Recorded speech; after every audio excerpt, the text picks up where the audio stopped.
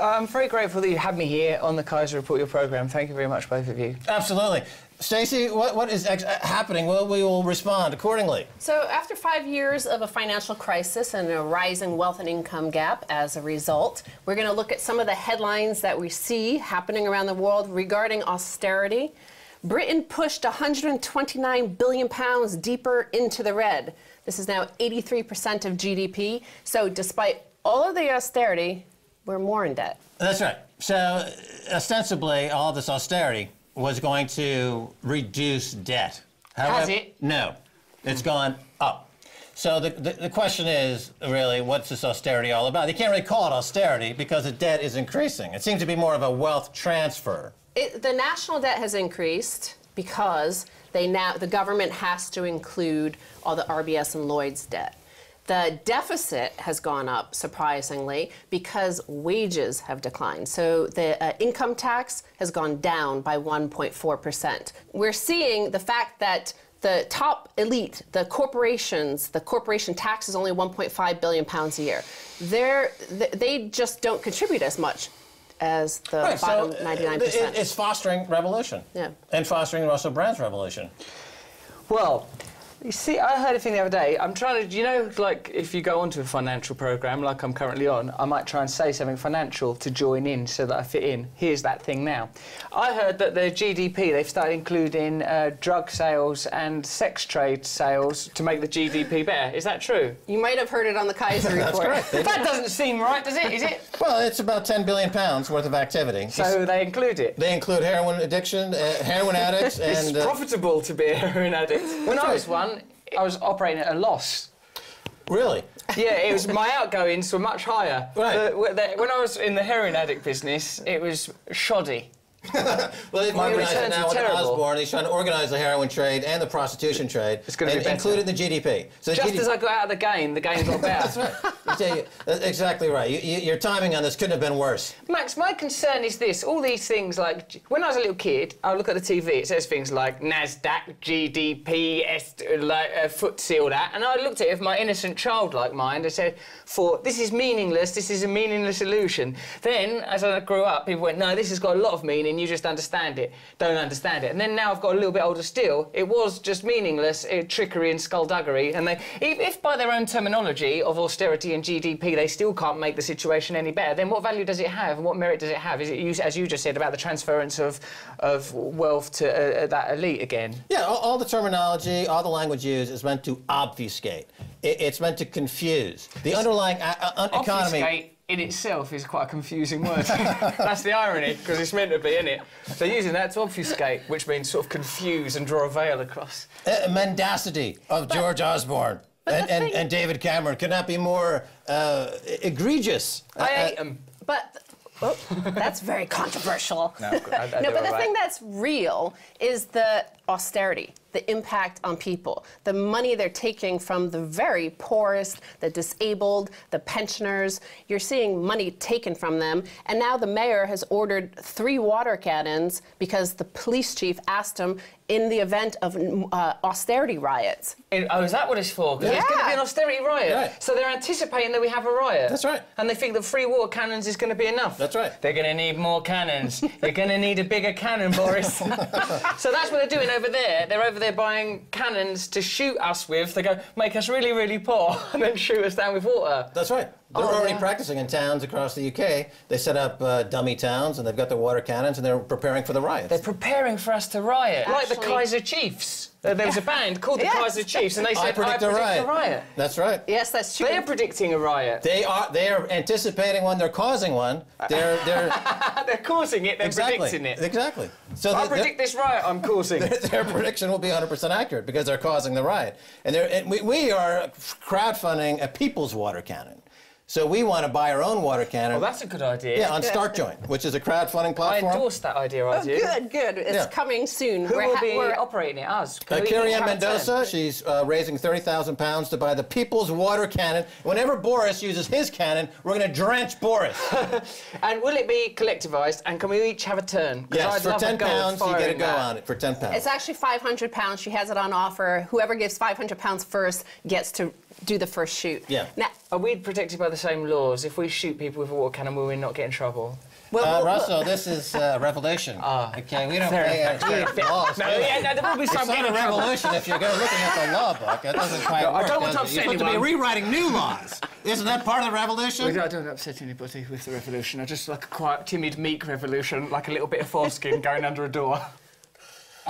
Fancy your shag, Bob. Sorry. Speaking of water, this is we're all heading towards Detroit now, and this is a shocking story in Detroit. Did you know that 3,000 people per week are being cut off from the water supply because of inability to pay their water bills? Water bills went up by 9% last year. You know there's mass unemployment there, so they're shutting off the water. The UN response on Detroit, disconnecting water from people who cannot pay, an affront to human rights, says UN experts. So they're saying that disconnection for non-payments is only legitimate if the person can truly pay it. But these people are unemployed, poor, and the rates have gone up, and they're just disconnecting them from the water supply, which is a human right. That seems a bit unreasonable. M&M's from there, he'll be fuming about this. Well, I mean, it's outrageous. I mean, they're appealing to the United Nations. In other words, the Detroit people are having their water cut off. So here again is an example of austerity in Detroit leading to this humanitarian crisis. And I would imagine this is going to be seen in other places around the world. But in the U.S., you don't associate this. And here in the U.K., people always think of the U.S. as being, not always, but they have a certain idea about it as being full of flower, children, whatever they have, the Wild West, democracy. Light, meanwhile in Detroit, they're cutting off the water. I mean, as a European, as a British person, how does that hit you?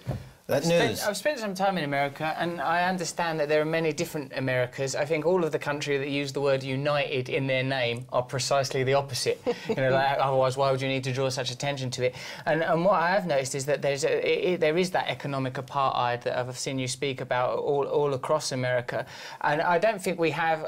what's a shame is America did create these wonderful ideals, these beautiful cultural apparatus, but it seems obviously now to be at the forefront of a dead idea. Do you feel optimistic, Max and Stacey, that we can bring about change? Because every time I hear one of those stories, they're cutting off water for people in Detroit, and it's like, oh, bloody hell. They're shooting people with water in London. Oh, can't we just give the water that we're shooting people within London to the people in Detroit? Isn't there a solution? Like that. Do you feel despondency and despair, or do you feel a vibrant sense that this is a time for incredible change? We're joining a revolution. So that's my thought about it. One of the things I think, though, is that I have to, even though I am quite egotistically driven and self-involved as a product of my time, I recognise that this is a collectivised and lateral process of empowerment for all people, a leaderless revolution, even though I would like at some point to be on a poster. I'm quite optimistic. I think cryptocurrencies and the fact that we can put society basically on a blockchain and do it ourselves, this is something that has erupted by the people without any sort of permission from authorities. They've just created alternative economic systems, banking systems, beyond the scope of... Is it like this, Stacey, is an alternative source of information? It's like, oh, right, we've become disenchanted with the mainstream source of information, create our own information, like your programme and my little programme, the Trews, and then similarly, we create different economic systems, different social structures. That's what we've seen on our travels around the world. Cryptocurrencies are really all over the world, and it gives people access to a fair system, their own mining. They're mining their cryptocurrencies. They're creating their own economy around these cryptocurrencies, and this is now challenging the old world order. Why is it called cryptocurrency? Because that sounds a bit evil. Well, like it's based on cryptography. Cryptography. It's based on cryptography. What does that mean? It's code, essentially, that is trustless used. communication. Like a cryptic you thing, don't need trust. It was originally designed by basically the NSA and CIA and stuff to communicate with somebody, an agent in the field way across the world, and they didn't know for sure if it was their real agent. So it's a... God, it's not mistrust in the CIA and NSA. Well, edgy, isn't it? Yeah, but this is... If you are our agent, and you're probably not, you bastard, no one trusts anyone.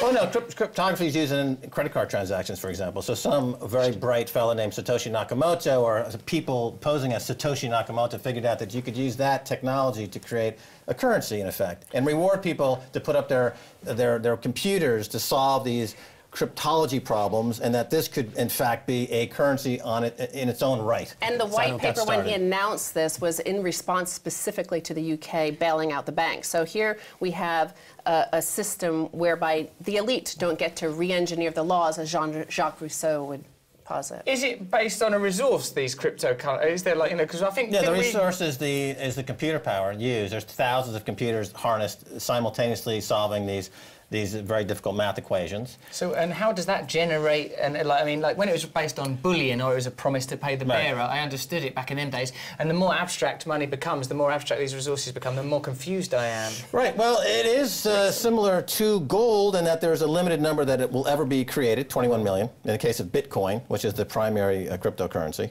And they use these vast arrays of computers to solve these, what I call precious numbers. So there's these very difficult numbers that need to be discovered using the software, essentially. And then it's held on the ledger, or the public ledger, of everyone who's involved in this as a copy of every single transaction. So it's completely transparent. No one can rip anybody off because everything is on what's called the public ledger. It's completely transparent, unlike the Bank of England, which will print £1 trillion and really put it into what's called the shadow banking system, and nobody really knows where it goes. They shouldn't be allowed a shadow banking system. No, I wouldn't say. As soon as they suggested that, actually, I started, we're doing a shadow banking system now. Why? I mean, it'd be legit guys. Now we're doing the Darth Vader cash card scheme. Yeah. Sounds evil already. Dark pools, shadow banking system. Don't trust But them. I think a lot of these peer-to-peer and the cryptocurrencies and the peer-to-peer online stuff and the independent media, this is a response to the social contract has been broken. Bringing it all, you see what I'm doing, bringing it back to the top of the show. Jean-Jacques Rousseau said, when the social contract is broken, the people must revolt. These are forms of revolt in your more peaceful manner. Max has a more, you know, beheading sort of idea. All right, fair enough. Beheadings, Max. I mean, it's worked in the past, you know. I go with the tried and true, but we've got to cut now to the commercial. To the Keiser Report. I'm here with comedian, writer, actor, activist, Russell Brand. Russell, nice to see you again. Hello, mate. Hello. Russell, you were recently speaking to a group of 50,000 right here in central London, and it didn't seem to really get the big media attention that one would think an event like that would get. And a lot of people were complaining about it on Twitter. They're like, BBC, you're not covering this, you're not covering this. Do you agree that they weren't covering it? Are they not covering it? What do you think? It could be that people don't want to popularise a movement that is overtly anti-establishment and subversive and representative of the majority of people who are currently maligned and neglected. It could be that, or it could be in a way that perhaps marches is now an outmoded piece of activist grammar. That's a good question. Let me jump in here, because you're saying, because I've been saying this myself, marches and holding placards and things like that seem to be not really effective as they once were, and there are other ways now that people are organizing themselves, obviously with social media, social networking, these types of things. So is that, and there's a huge pushback from the organizers of those systems, you know, in the copyright industry, for example, is trying to push back, but is that where the battleground is going to be going forward, do you think? We'll always want to see people on the streets, won't we? Because it's exciting and it's about making it a social space. Whose streets? Our streets. You look like getting people together. It's exciting. But I think to actually make a difference, to actually make an impact, we have to look at the kind of narratives that are adhesive in the contemporary media and use those narratives. What are the kind of things that are effective? What are the stories that they like telling? It's difficult, really, because in a way they set the lexicon. They decide what language works. They decide which symbols and ideas to promote. And I suppose if we are going to be truly revolutionary, if we're truly trying to create a different system, then we should perhaps reject even their most basic language. But I think perhaps sometimes, at least, that the left feels like it is an entrenched idea, that it is addicted to opposition and actually isn't ready to become powerful, to accept You talk about symbols. Your recent show, Messiah Complex, it's a show you've been traveling the world with. You, in the promo of the show and in the posters, etc., you have all of the major symbols from all these various major religions. And I guess the idea there is to try to put them all in the same poster and just say, you know, it's time to kind of move on from all of these symbols, move on from all of this old way of thinking. Is that a fair statement? Yeah, it's really good that you've said that, Max, because it enables me to say this thing that I want to say. I believe that all of those symbols are apertures to a different dimension of perception, that really, however you worship God or however you choose to acknowledge your unity with other people, the symbolism ain't what's important. What's important is the concept, and I don't think that at this point in history we should be focusing on our differences, but on our similarities. And I think that the way that we're distracted from our common unity by immigrants or matters of a sexual nature is very divisive, and it's unnecessary. I was talking to a cab driver yesterday. That's the sort of thing politicians say, isn't it? I was talking to a plumber yesterday because I'm a normal man with normal things and doing normal stuff with my normal wife, and he goes to me, this cab driver, he said, you know, it's not like this like all immigrants, it's just the ones that come over here, use our resources and don't give nothing back to our country. I goes, what you're describing there, mate, is how every corporation in the world behaves. They come over here to our country, they use our resources, our systems that we have built through our common work, then they don't pay no tax or give nothing back. They use the education of our people, they use our roads. So I say, like, if for a while, if for a few years, let's focus our energy on on some relevant opponents near the top of the pyramid, and like those of us that are at the bottom, let's all stay together. People will now go, but you're part of the 1%, Russell. Only because I've managed to get some money from tricking, you know, I don't need it forever. And as we said in the first half, tricking is now being awarded GDP status. If you're into sex and drugs, you're actually adding to the economy and not subtracting. You can be economically useful if you are a heroin-addicted prostitute, we've discovered. It's really amazing. Although there may be some negative side effects to that, because sex work, I think, is difficult for people psychologically, and heroin addiction does have some negative side effects. Well, I want to actually stick on this perception, or the doors of perception, or moving through a portal of perception for a second, because this is actually a common theme in literature, like Aldous Huxley, or even the Doors, you know, from the 60s, the group, the Doors of Perception, it was really where that name of that group came from. And through spiritual ecstasy, there's always this idea of entering into, you know, going beyond a portal into a kind of a state of ecstasy.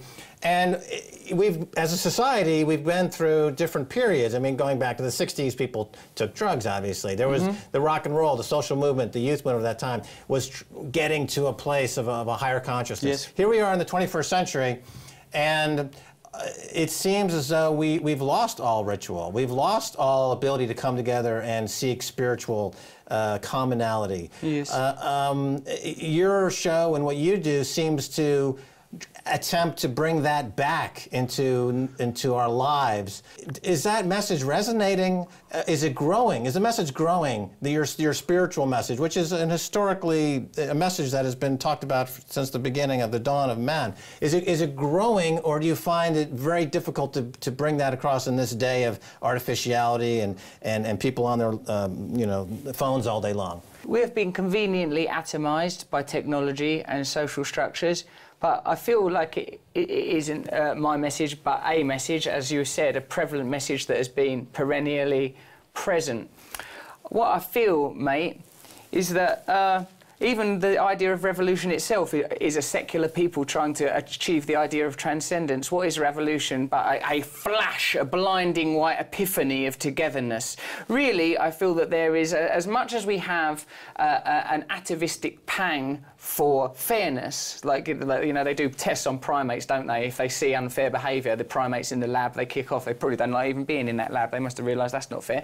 Well, we have this instinct. We also have an instinct for togetherness and tribalism. And when we're prevented from fulfilling that, when we're kept... At the moment, it's not even that we live in a zoo. We live in a farm. Our consciousness is farmed. We've been turned into little consumer units. But somewhere in our memory, we remember what we're supposed to be. And we're recognising that this system doesn't work for us, as the brilliant Rousseau quote outlined earlier. And I think we're naturally returning to that. That is going to require a form of revolution. For me, revolution doesn't infer violence. It just means neglect the current system. Don't use this system here that is designed to maintain itself to try to create revolution. That is impossible. That's like trying to use a shoe to make a pancake. When people are on a spiritual journey, they're just saying the path grows narrower. Yes, this is true. In other words, as you get deeper into your spiritual journey, you find yourself really more with yourself, more alone, if you will, with your spiritual goal or spiritual ideals. Is this for you, Russell Brand, obviously someone who can, at the drop of a hat, step on a stage and be incredibly entertaining, a gifted performer? You're now on a path that is very different in many ways. Personally, are you comfortable with this at the moment, or are you a little bit unnerved by the spiritual genie that you've opened up the bottle a bit? Well, I think, Max, is that we're going to die. So I've now seen what happens if you make money in Hollywood. I've seen what happens if you take loads of drugs. I've seen what happens if you indulge nocturnal activities. It isn't that interesting. I've tried all of them.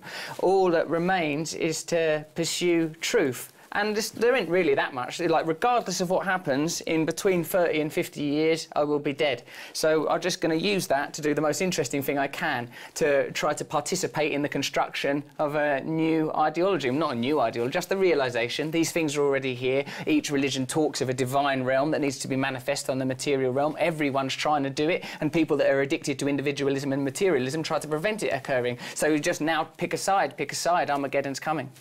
So we've talked about the mainstream media maybe not covering what you're doing as closely as they should, perhaps. So you're becoming your own media outlet with Trews, which is, I know the theme song, dun dun dun dun dun dun dun dun dun dun dun dun dun dun dun dun dun, which is a very snappy little tune. Yes, it was done by the Rubber Bandits, an Irish pop rap hip hop duo. Well, it's very gifted. It's very infectious, and so are they. It works. I mean, it's getting a lot of huge play. I mean, it gets more views if you can look at that as the guideline to see how popular something is. It gets more than any other media outlet I see out there. Does it? Oh, good. I think so. Good. So, good. Is this how is the Trews going? And you just decided to do it one day, and it started. How did it start? See my friend there, Gareth. He's behind the camera. He's filming me now for the Trews. Gareth said, "Let's do the news every day. You like doing that?" I said, "All right then, but don't make it be hard for me, because if something's hard, you know I'll give up." So we made it very effortless, just a spontaneous response to the news. And what in a way, Max, is like how you know, because you know loads about money markets and that, your education plus your intuition is going to be more viable than the main flow of duplicitous information. So the same with me with news, because I've looked at all them papers all my life, because now I've spent some time waking up different bits of the old brain box. Every time I look at the news or listen to it, I see its absurdity. So for me, it's inherently funny, the whole concept. I'm a visitor in this country, so I get to observe a little bit the culture. It seems an English person could be doing that, wearing that waistcoat. That could be an English person. I'm being assimilated slowly. I have developed a taste for Marmite, if that means anything. It's all right, isn't it? It means a lot, actually. The Twiglets, yeah, the Marmite pretzels. Very You're really nice. hooked in, man. Yeah, that's nice. You're on the borderlines of becoming an entrenchant Brit of Anglophile. So I've been, observing the English character as such. It seems that it's tough for people. I mean, maybe this is a gross mischaracterization, but when somebody has a big success, it seems that the public, the English, are kind of like reach out and try to pull them back in a bit. I know that this has been. Can I play with these? Yeah, please do. Is this an unfair characterization? But it seems like.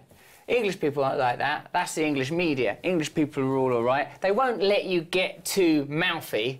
You mug, shut it, like that. That's all right. But everyone in England, English people are cool. This is a cool country. These people we're cool. But people don't like you getting too flash. I maybe got a bit too flash. People bring you down again if you stay in touch with your normal mates. Also, that success, I think people are very suspicious of that kind of materialistic, flashy affluence. Because I tell you why, sense of humour. That's the defining English or British attribute, sense of humour. People just want to take the piss and laugh at each other. So if you start taking yourself seriously, you're in trouble in this country. Yeah, but you have managed to kind of break through to a global audience, which has got to be key. Is the show still playing? Messiah Complex? Is it still? I've stopped doing that now. I'm writing a book. About revolution. It's called Revolution. I switched some of the words around, like a bit of graffiti that I saw. And it's about, can you change yourself personally, and will that change be reflected in social change? Are spiritual principles relevant to social change? Is there a way we can stop it all feeling so earnest and sincere? Can we just have a laugh? Can we collectivise? Can we put power back to where it should be with us, the people? I don't want to spoil the surprise, but the answer is yes. All right, we have about 30 seconds left. So in the closing seconds, I recently saw you on the Jeremy Paxman show on Newsnight. The word revolution is kind of a hot button, but yours is sticking really to the spiritual of love, pretty much is the base. Starts from there, but they're the ones buying water cannons. We're not buying water cannons. We're not the ones being aggressive. We're not the ones buying rubber bullets. The revolution is coming. is coming. All right, Russell Brand, thanks so much for being on the Keiser Report. I like it here. Drop by anytime. You're American. Do you want to buy that bridge? It's mine. I've had it ages. I can sell you that bridge. That's mine. Belongs to me, that does. Rebuild it in your garden. We take Bitcoin. Yes, we do, I think. All right, that's going to do it for this edition of the Keiser